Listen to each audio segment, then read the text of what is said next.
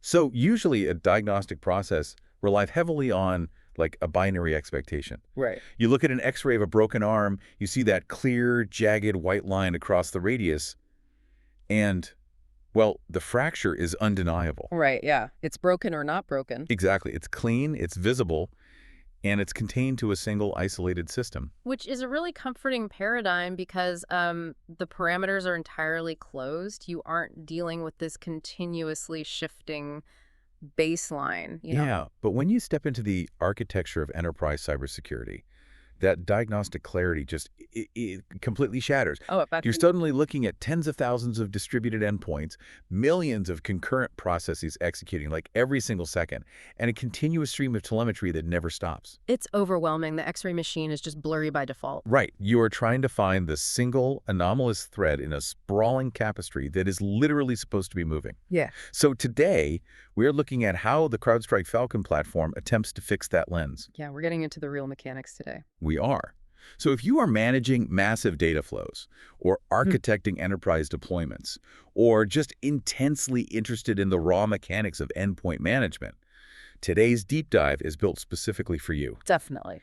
We are cutting straight to the operational plumbing. We're looking at how the platform visualizes threat data, how it intentionally neuters disconnected agents to preserve your network stability, and how it actively purges the digital ghosts that are, haunting your asset logs. Because it really is an interconnected life cycle. I mean, we're starting with the activity dashboard panels, right? Which dictate how we actually perceive and triage all that data. Right, the perception layer. Exactly. And then we're examining sensor health heuristics, specifically this thing called reduced functionality mode, which determines how we actually trust the integrity of that data. Trusting the data is huge. And then what's the third piece? Finally, we'll unpack the 45-day inactive sensor retention policy. That governs how the platform manages its own hygiene, by cleaning up stale data. Because if you don't understand how the platform processes, verifies, and eventually destroys its own information, you can't accurately rely on its protection. So let's look at that first pillar, perception. When an analyst logs into the Falcon console, the activity overview page is the primary point of entry. It's basically functioning as the main command center. Yeah, it's the very first thing you see. But what's critical here isn't just the data it presents, right? It's the data it intentionally abstracts. Because we are moving far away from raw text logs and event IDs. Well, you have to. Abstracting the raw telemetry is literally the only way to survive the sheer volume of data an enterprise generates. Yeah, it's a fire hose. It's more than a fire hose. The human cognitive limit is reached very quickly if you are just tailing a log of raw system events. So the activity dashboard tackles this by prioritizing attention through highly specific widgets. Like the new detections and most recent detections panels. Exactly. And these aren't just flat chronologies. They incorporate graphical severity ratings. So you get these immediate visual cues using color mapping to instantly communicate, like, the assess priority level of a threat. It's applying immediate context before the analyst even runs a query. Because if everything is an alert, nothing is an alert. Spot on. Alert fatigue is real. But the mechanism that actually impressed me most in the documentation is how the dashboard visualizes these threat detections over a rolling 30-day period. Oh, yeah, the MITRE mapping. Right.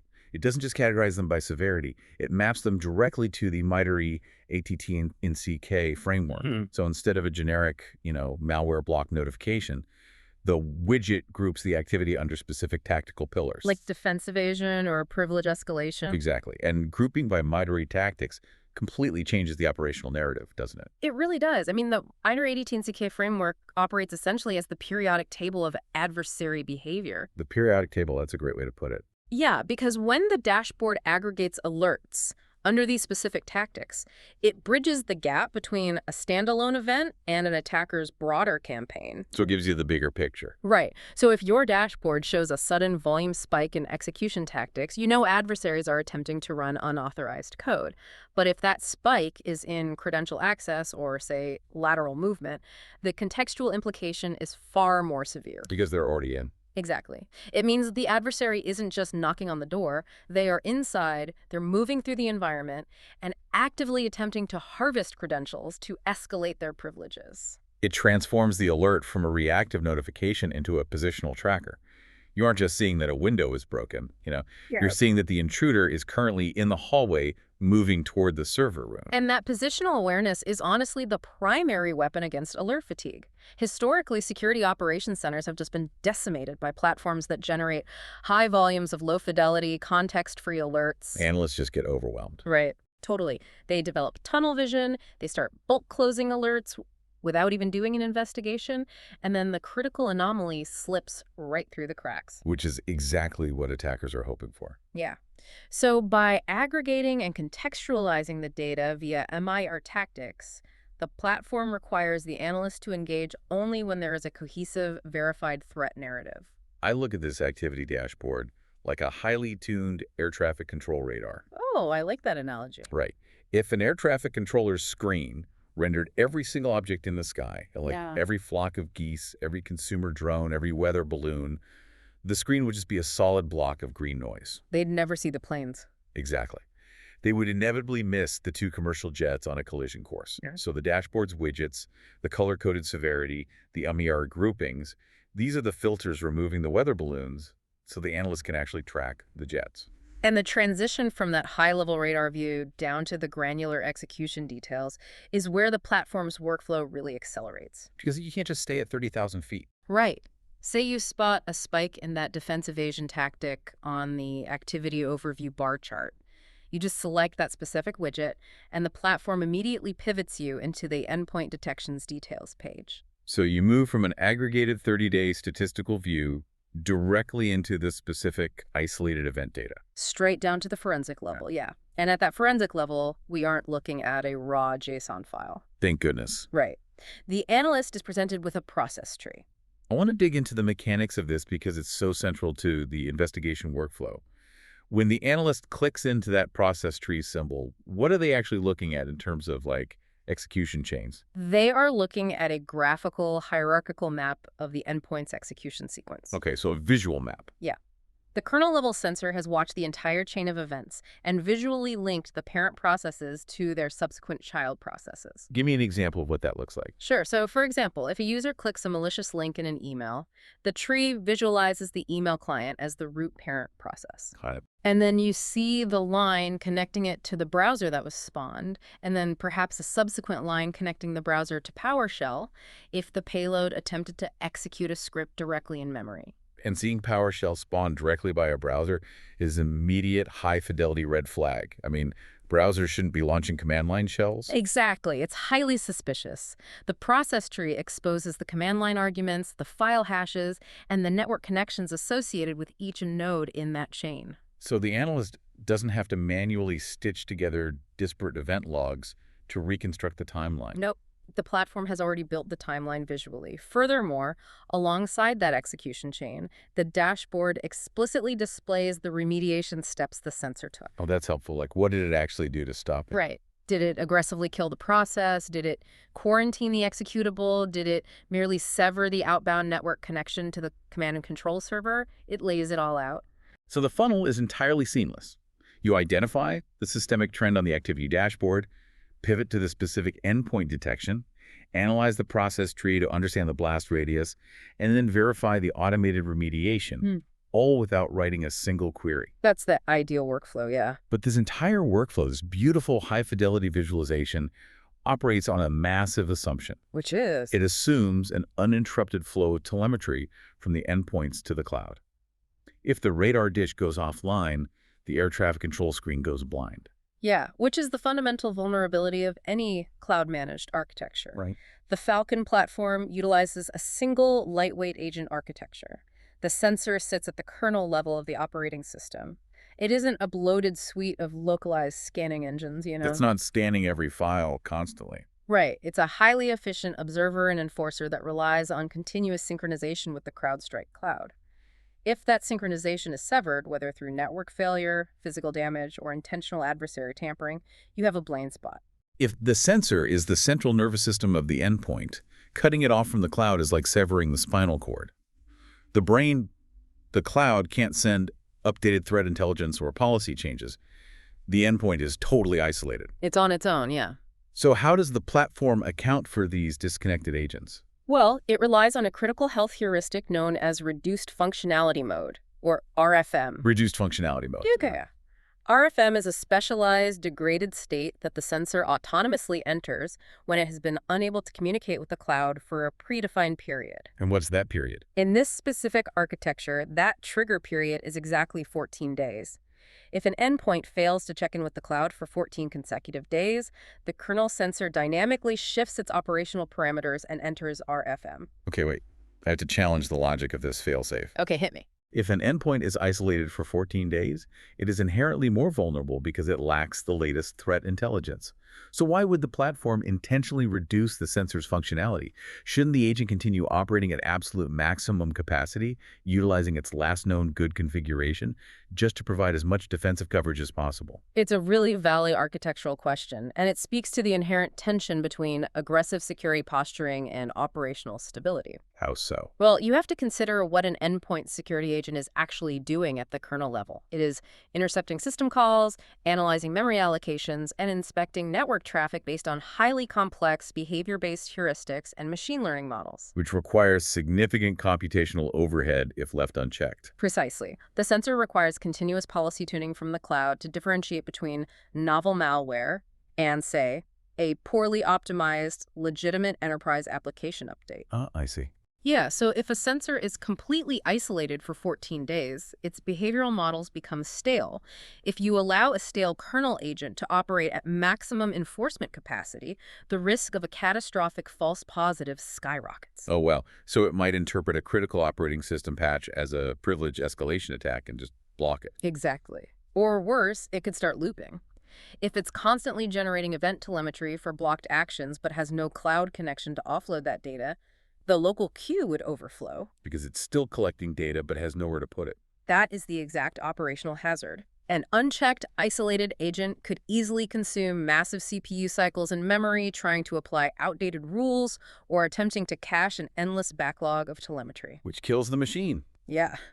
The result wouldn't just be a blocked application, it would be system-wide instability. It could trigger kernel panics, blue screens of death, or render the host entirely unresponsive. So RFM is essentially a safety valve. Right. RFM acts as a governor. It drastically reduces the sensor's resource consumption to guarantee the host's stability. The architecture prioritizes keeping the operating system functional over providing blind, highly volatile protection. So in RFM, the sensor stops enforcing complex behavioral policies, and it stops attempting to upload telemetry. It essentially goes dormant to protect the host. That's the trade-off. But that reinforces the original problem. The dashboard is now totally blind to that asset. The telemetry is gone. So how do administrators maintain visibility over their fleet's health so they aren't relying on a false sense of security? It requires proactive tracking. Administrators rely on the sensor report within the console, which breaks down the overall health of the deployment, the distribution across different operating systems, and crucially aggregates the number of hosts currently stuck in RFM. But the sources also talk about hunting for them actively, right? Yeah. For active hunting, the source material highlights the use of Falcon query language, or FQL. Right. The FQL filter, it's status.rfm, right? Yes, exactly. An administrator or an automated API script can query the host management page using that exact syntax. It immediately isolates the host records of any device that has crossed that 14-day threshold. So you can actually find them? Yeah, this allows IT and security teams to cross-reference those host names with their internal ticketing systems. Is the laptop an RFM because the employee is on extended leave? Or is it an RFM because an adversary intentionally severed its network connection? Let's pull on that thread. Because if I am an insider threat or an adversary who has managed to compromise an endpoint and acquire local administrator privileges, I know about the 14-day RFM trigger. Sure. I know that if I disable the network adapter, the agent will eventually go dormant. But waiting 14 days is an eternity in a cyber intrusion. It really is. So why wouldn't I just open the command line, run the uninstaller for the CrowdStrike sensor, rip it out of the registry, and instantly blind the dashboard? Because the architecture anticipates that exact local override attempt. To prevent local users, even those possessing full, unrestricted administrative privileges, from tampering with the sensor, the platform utilizes a feature called uninstall and maintenance protection. Wait, how does that actually lock out a local admin? If I own the operating system, I theoretically own everything running on it. not if the kernel driver refuses to accept local commands. Oh, interesting. Yeah. When uninstall and maintenance protection is enabled, which, by the way, is a foundational best practice for any deployment, the local uninstallation executable is cryptographically gated. Cryptographically gated. What does that mean in practice? It means you cannot stop the service, you cannot modify the registry keys, and you cannot run the uninstaller without providing a time-limited maintenance token. A dynamically generated passcode. Correct. And that token cannot be generated locally. It can only be generated by a highly privileged security administrator logging directly into the centralized cloud console, navigating to that specific host's record, and requesting the token. So the attacker on the machine is stuck. Yeah. The token is then mathematically tied to that specific installation and expires after a short duration. That completely flips the hierarchy of control. It strips the authority from the local operating system and anchors it entirely in the central command center. That's the whole point, yeah. Even if the endpoint is fully compromised, the adversary cannot quietly dismantle the sensor. The telemetry keeps flowing, the process trees keep building on the activity dashboard, and the security team maintains visibility. It forces the adversary into a corner. They either have to trigger massive amounts of noisy alerts trying to bypass the kernel protection, or they have to physically disconnect the machine from the network. And if they disconnect it? The 14-day timer starts, eventually triggering RFM, which the administrative team will see via their FQL queries. It's a beautifully designed trap, really. But let's look at the long-term reality of enterprise hardware lifecycle. Okay, sure. The sensor monitors the host, it protects itself with a maintenance token, and if it loses connection for 14 days, it enters RFM. But what happens if the connection is never reestablished? Like a hardware failure. Yeah. A server rack is hit by a power surge and the motherboards fry. Or a remote employee spills coffee on their laptop, throws it in a drawer, and just requests a new one. The hardware is dead. Right. If the platform just permanently maintained the records of every sensor that ever went offline, the host management console would become a digital graveyard. The active telemetry would be drowned out by the noise of dead devices. Exactly. This is where we transition from active threat mitigation into systemic data hygiene. We have to look at the 45-day inactive sensor retention policy. Yeah, 45-day policy. The platform defines an inactive sensor as any host that has ceased communication with the cloud. It doesn't matter why it ceased communicating. It could be powered down, physically destroyed, or sitting in RFM. So the clock starts the second the cloud stops receiving the heartbeat. Yes. And by default, those inactive sensors are retained in the primary host management console for exactly 45 days. They remain visible as managed assets, albeit inactive ones. 45 days is a very specific window. It's over a month of retaining dead data. What is the mechanical trigger that happens on day 46? At the 45-day mark of continuous silence, the platform's automatic purge routine executes. And what does that do? The host record is automatically transitioned out of the active management view. Depending on the specific configuration of the organization's tenant, the record is either hidden from the primary UI or actively moved into a dedicated trash container. Okay, so it gets it out of the way. Yeah, it is no longer calculated in the immediate deployment metrics, and it stops cluttering the operational dashboard. It's segregated, but it isn't annihilated yet. The SORC material outlines a dual timeline retention behavior. That's right. You have the 45-day transition to the trash container, but the definitive irreversible action doesn't occur until 90 days. If the sensor remains in that inactive state for 90 consecutive days, the platform executes a hard purge. The host record is entirely deleted from both the host management view and the trash container. It ceases to exist in the operational console. The host record is completely eradicated, but understanding the why behind the staggered dual timeline approach is critical for enterprise architecture. Why not just delete it on day 15? You have to view this through the lens of incident response and recovery time objectives, or RTOs. If the platform immediately purged the host record the moment a device entered RFM after 14 days, it would create catastrophic blind spots for the security team. Because operational reality is messy. Exactly. Consider a severe ransomware incident. If a segment of the network begins encrypting, the incident response team's immediate reflexive action is containment. They pull the plug. Right. They will physically sever the network connections of compromised servers to prevent lateral movement. Those servers are now isolated. They cannot speak to the cloud. And an advanced forensic investigation of a compromised server doesn't happen overnight. It's not like TV. No, it can take weeks. The IR team has to image the drives, reverse engineer the malware payload, and meticulously analyze the local execution chains. Right. If the cloud console automatically deleted the host record after a few weeks of inactivity, the IR team would lose all of the pre-existing cloud context for that machine. They would lose the historical policy configurations and the baseline management data. Oh, that makes total sense. So the 45-day retention window before moving to trash and the 90-day window before the hard purge provides a mandatory operational grace period. It accommodates human investigation timelines and general corporate realities, like an executive going on a 6-week sabbatical and just turning their laptop off. Yeah, you don't want to delete the CEO's laptop from the system just because they went to Tahiti. Right.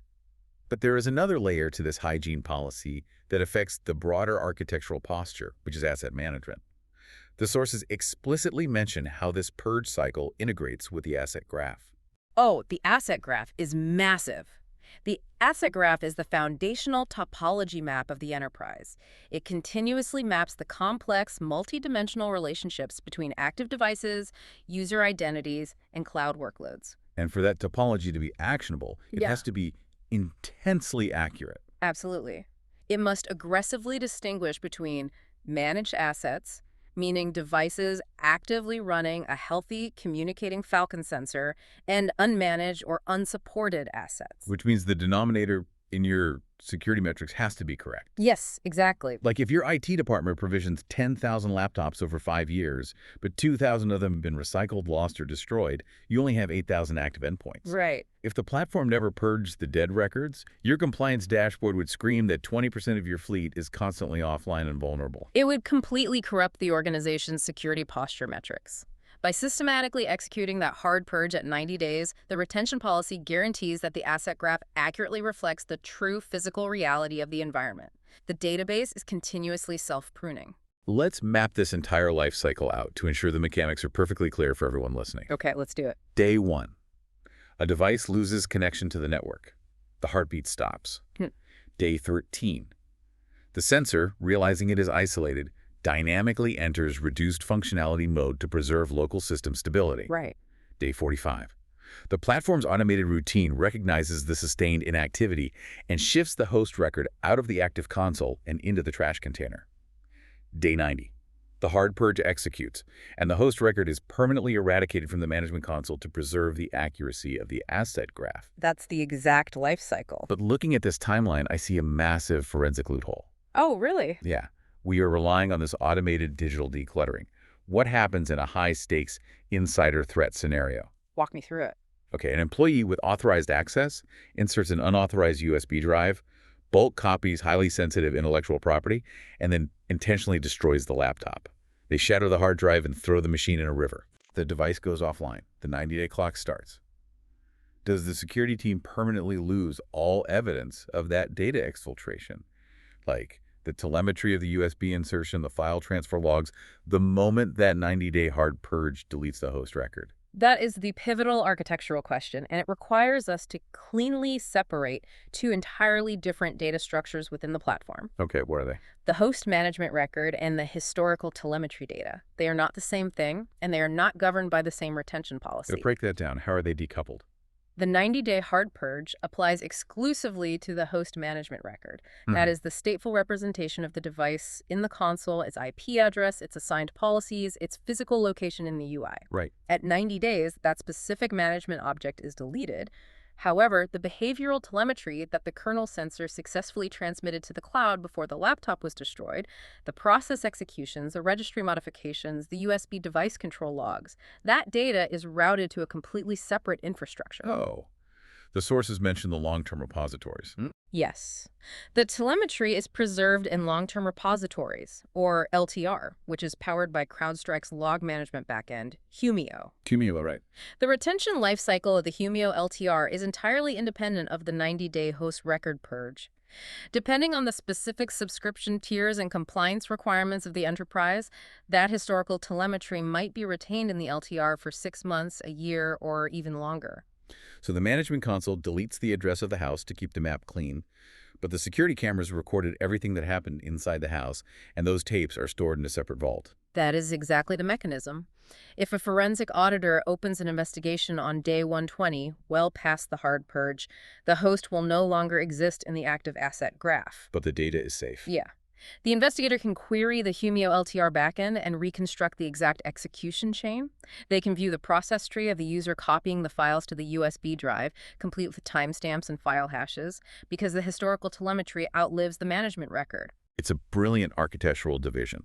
It allows the operational interface to remain incredibly lean and fast, while satisfying the heavy, long-term data retention requirements of forensic compliance. It's the best of both worlds, really. Let's pull the camera back and look at the total architecture we've deconstructed today.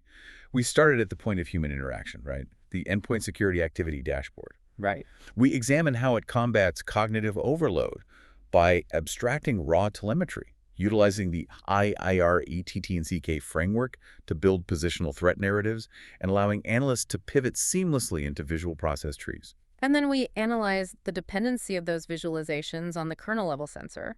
We explored the mechanics of the heartbeat, how the platform prioritizes host stability over stale enforcement by utilizing the 14-day reduced functionality mode trigger. RFM.